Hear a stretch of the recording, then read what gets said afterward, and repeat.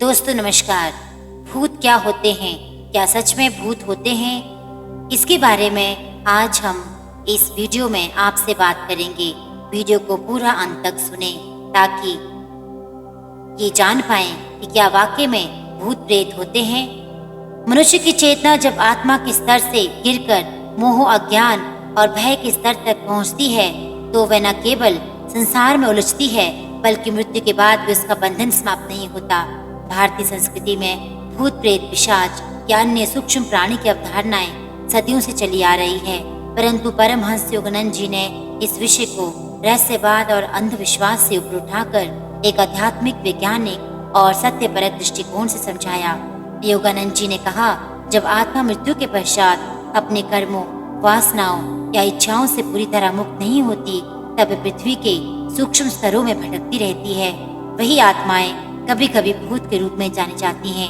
आइए इस रहस्य से पर्दा उठाते हैं। योगानंद जी के विचार के अनुसार ये रहस्य क्या है, उनके दृष्टिकोण में इसकी क्या विशेषता है, इसी पर विस्तार से आज बात करते हैं। मृत्यु के बाद चेतना का क्रम क्या है? परमहंस योगानंद जी ने अपनी पुस्तक ऑटोबायोग्राफी ऑफ अ योगी में स्पष्ट किया है कि मृत्यु कोई अंत नहीं है, ये केवल भौतिक शरीर का त्याग है। आत्मा अजर अमर है। जब शरीर त्यागा जाता है तब आत्मा अपने सूक्ष्म शरीर के साथ अन्य स्तर पर प्रवेश करती है। उनका कहना था कि यदि व्यक्ति जीवन में अत्यधिक वासनाओं, मोह, क्रोध या हिंसा में लिप्त रहता है तो वो मृत्यु के बाद भी उसकी चेतना इन निम्न ऊर्जा स्तरों से मुक्त नहीं हो पाती। वह सूक्ष्म लोकों में भटकती रहती है। ये स्थिति ही भूत प्रेत के रूप में जानी जाती है।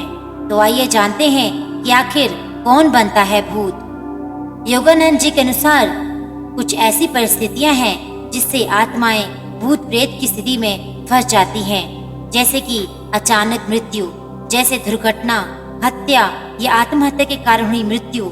ऐसी आत्माएं मृत्यु को स्वीकार नहीं कर पाती और धरती के सूक्ष्म क्षेत्र में अटक जाती हैं। अत्यधिक आसक्ति, जो लोग धन, परिवार, भवन, शरीर या किसी अन्य सांसारिक वस्तु से अत्यधिक आसक्त रहते हैं, वे मृत्यु के बाद भी उनके या उनसे जुड़ाव को नहीं छोड़ पाते। इसके बाद कर्मिक क्षण, कर्मिक ऋण होता है। कुछ आत्माएं अपने पुराने अधूरे कर्मों या प्रतिशोध की भावना के कारण इस लोक में भटकती है या फिर लौट आती हैं। नकारात्मक भावनाएं, जो आत्माएं घृणा, ईर्ष्या, हिंसा या वासना से ग्रसित होती हैं, उनका सूक्ष्म शरीर भारी और अशांत हो जाता है, जो उन्हें ऊंचे लोकों में जाने से रोकता है। बात करते हैं, क्या भूत वास्तविक होते हैं? इस प्रश्न पर योगानंद जी ने उत्तर स्पष्ट दिया है। हाँ, कुछ आत्माएं सूक्ष्म लोकों में भ्रमित होकर जीवित मनुष्य के संपर्क में आ जाती हैं। उन्होंने इस अनुभव को स्वयं अपने जीवन में कई बार अनुभव किया और अपने शिष्यों को भी बताया कि साधना के मार्ग में कुछ आत्माएं बाधा बन जाती हैं, लेकिन उन्होंने जोर देकर कहा कि इन आत्माओं को कोई वास्तविक बल नहीं होता यदि साधक में आत्म बल और ईश्वर के प्रति विश्वास हो। उन्होंने कहा, भय से बड़ी कोई ऊर्जा नहीं होती जो भूत को खींचे, और प्रेम, विश्वास और ध्यान से बड़ी कोई शक्ति नहीं है जो उससे तुम्हारी रक्षा करे। तो प्रश्न उठता है कि भूतों से कैसे बचे। परमहंस योगानंद जी ने कई बार बताया कि यदि साधक नियमित रूप से ध्यान करता है, प्राणायाम करता है, ईश्वर का नाम स्मरण करता है, तो कोई भी सूक्ष्म नकारात्मक ऊर्जा उसे छू नहीं सकती। उन्होंने कुछ उपाय बताए हैं, जैसे ओम का उच्चारण। लगातार ओम ध्वनि का उच्चारण करने से वातावरण में सूक्ष्म तरंगें शुद्ध होती हैं। गायत्री मंत्र, महामृत्युंजय मंत्र, इन मंत्रों की शक्ति से नकारात्मक आत्माएं दूर हो जाती हैं। इसके बाद है संकल्प शक्ति। उन्होंने सिखाया कि व्यक्ति यदि अपने विचारों में दृढ़ हो, संकल्प पूर्वक कहे, मैं आत्मा हूँ, अमर हूँ, ब्रह्मा का अंश हूँ, तो कोई भी भय या आत्मा उसे प्रभावित नहीं कर सकती। इसके बाद प्रेम और क्षमा। कभी कभी यदि कोई आत्मा किसी द्वेष या अधूरे संबंध के कारण जुड़ी हुई है तो उसे प्रेम पूर्वक क्षमा करके मुक्त किया जा सकता है। आखिर ये आत्माएं क्या चाहती हैं? परमहंस योगानंद जी ने बताया कि ज्यादातर आत्माएं जो धरती पर भटक रही होती हैं, वे किसी भी प्रकार की पूर्णता चाहती हैं। जैसे कि कोई कार्य अधूरा रह गया हो, किसी प्रिय को संदेश देना, कोई अपराध बोध जिसे धोना हो, या कोई कर्म जिसे समाप्त करना हो। यदि हम इन आत्माओं के प्रति भय नहीं बल्कि करुणा का भाव रखें तो हम उन्हें शांति की ओर अग्रसर कर सकते हैं। योगानंद जी ने कहा, अंधकार से लड़ने की आवश्यकता नहीं, केवल प्रकाश जलाओ, अंधकार स्वयं भाग जाएगा। अब प्रश्न उठता है क्या ये भूत नुकसान पहुंचा सकते हैं? योगानंद जी मानते थे कि आत्माएं किसी को हानि पहुंचा सकती है केवल तब जब व्यक्ति स्वयं भय, क्रोध, द्वेष या अवसाद में डूबा हुआ हो। यही मानसिक अवस्था उसे कमजोर बना देती है। उन्होंने कहा, भूत से नहीं, अपने भीतर के भय से डरो। यदि तुम ईश्वर में आस्था रखते हो, तुम अंदर से ईश्वर में स्थिर हो, तो ब्रह्मांड की कोई शक्ति तुम्हें छू नहीं सकती। इसलिए वे साधना, ध्यान और आत्मा के प्रति जागरूकता पर बल देते थे। साधक और सूक्ष्म संसार। योगानंद जी ने कहा कि जैसे जैसे साधक ध्यान में गहराई में उतरता है, वह सूक्ष्म लोगों को देख और अनुभव करने लगता है।